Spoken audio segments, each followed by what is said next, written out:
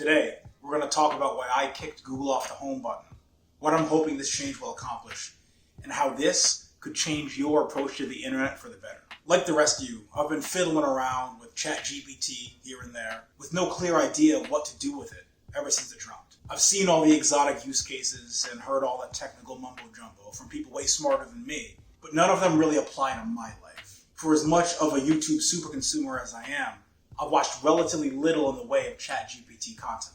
Not because I'm not interested in the topic, but because I find the content produced around it either way too bandwagoning or far too technical. There's nothing wrong with technical content. It's actually one of the best genres in my opinion. I just lack the skills and understanding at present to follow it. I don't work as a programmer. I have a run-of-the-mill knowledge worker type role, and I haven't really seen any videos that cover use cases of this tool for normal, non-genius type people. So I want to give my take and discuss my reasons for making ChatGPT my homepage and trying to avoid the broader internet as a whole. Those returning to the channel will know that I've been working my way through Tim Ferriss's 4-Hour Workweek. The book is organized around the central idea of creating a lifestyle with free time and mobility and abundance, as opposed to trading those things away for a payout in the short term. He uses the acronym DEAL: definition, elimination, automation, and liberation, to outline the 4 steps of building a life like this. Automation is the thing causing these AI models that seem to be cropping up every week now to grab headlines. But it's actually elimination that I find interesting. The elimination part of this framework is all about identifying and eliminating tasks or processes that are holding us back and focusing only on what is essential and adds value to our lives. It's no secret that most of us spend way too much time on our phones. I've seen figures that say the average person spends 3 to 5 hours a day on the thing. Some of this time, the intentional time, is necessary. This is the time you spend on legitimate communication, looking for important information, making purchases that would take longer to make in person, etc. and so forth. The issue is the non-intentional time. This is the 5 hours you spend watching Instagram Reels after you told yourself you were just logging on to find out one banana bread recipe you like. This is the scourge, the dream killer we must eliminate. This time suck usually happens when we're either looking for something else and get distracted, or looking to distract ourselves and default to our phone. We'll cover the former in this video, as the latter requires a different philosophy to address entirely. It's been said that friction is the most powerful force in the universe. As it's become entirely too easy to access information, we want to start adding some friction back into our web browsing by insulating ourselves from nexus points and making it less convenient to accidentally slide down a rabbit hole. Now, there are 6 broad categories the majority of our internet searches fall into. The first is informational searches. This is where we're looking for information about a particular topic or subject, say how to bake a cake or what's the capital of France. Second is navigational searches. We're looking for a particular website or a specific web page.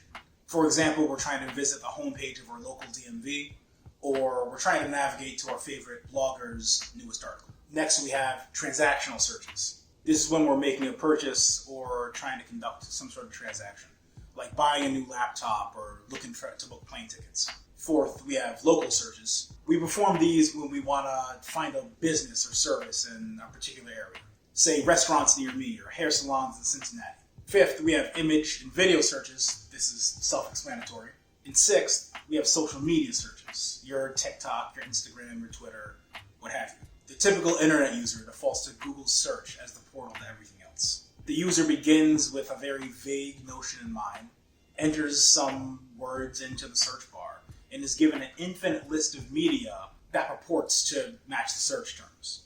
The issue we have here is that we're naively wandering out into the open internet, where millions of companies are expertly competing for both our attention and our credit cards, before we've properly and specifically set our intention. It's not a smart idea to go to the grocery store without a list, and it's certainly ain't a bright idea to wander into Google unprepared. Tweaking our approach and using an AI language model as a starting point has several advantages. They tend to be boring to look at, meaning that we're more likely to use them as a tool rather than as entertainment. We have to prompt them very specifically, which forces us to clarify our ideas and exactly what it is that we want to learn or create. They can be used as sounding boards to bounce ideas off of. This can enhance our understanding of answers we get during informational searches and help us make more informed decisions during transactional searches. And finally, projects we're doing work or research for can be outlined more easily, reducing the inertia it takes to put a big idea into motion, and more quickly creating that time-consuming, shitty first draft. To accomplish this, we're going to limit our interactions with the open internet as follows. Instead of going to Google by default and being routed from there into high distraction environments, we pick our landing page in accordance with what type of search we're performing. If we're performing an informational search, we can ask ChatGPT first so we don't get pulled in a million different directions, and then follow up with a resource like Britannica or Wikipedia if a fact check is needed. For transactional searches, use your AI assistant to hammer out shopping lists and brand recommendations if you're still in the contemplation phase. This will help eliminate time lost on fruitless browsing and impulse buys. Think of it like making your grocery list before you leave the house. If you already know what you want to buy, go directly to the web page using a starred page function or a bookmark to cut out potential sidetracking that can occur with a standard search. Local searches can be conducted mainly on your maps and taste-making applications. Think of Yelp and things like that. I also recommend finding local events, travel, and tourism organizations, and using these as a filter when looking for things to do online in your area.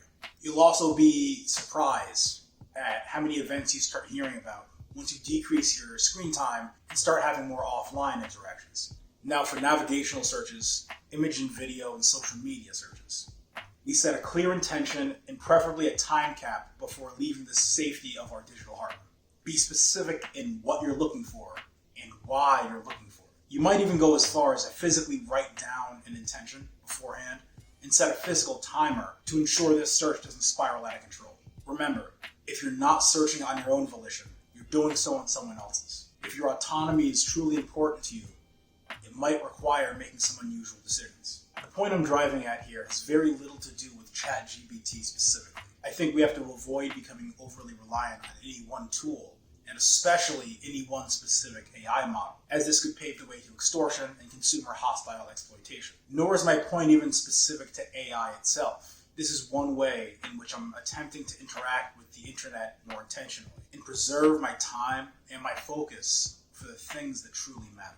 The life that I want to build requires that I stop allowing precious mental resources to be siphoned through circumstance, shielding myself from infinity pools, and putting barriers between myself and mindless digital grazing are both keystone practices toward that end. The changes I'm looking to make require that I begin triaging what I allow into my life and limit my information intake to only what's valuable to me. The key here is intentionality.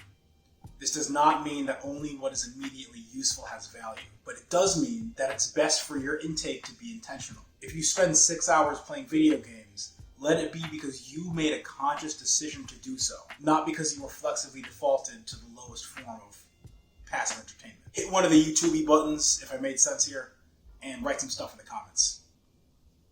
Thanks for watching.